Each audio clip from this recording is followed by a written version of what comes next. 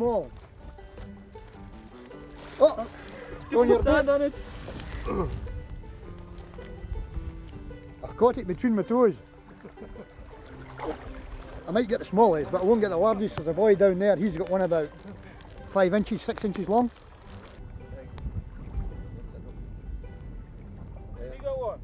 He's got John's got one. Can I have a look? I'll do it.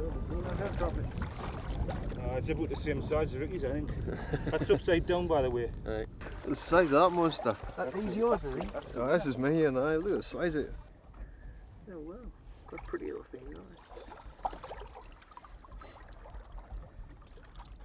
How do we get that? Just pure luck. Here, Mr. Parker, I've just caught a big flounder. What a whopper. Place this little fish in the scales and it's 1 ounce exactly. It's a little jumper here.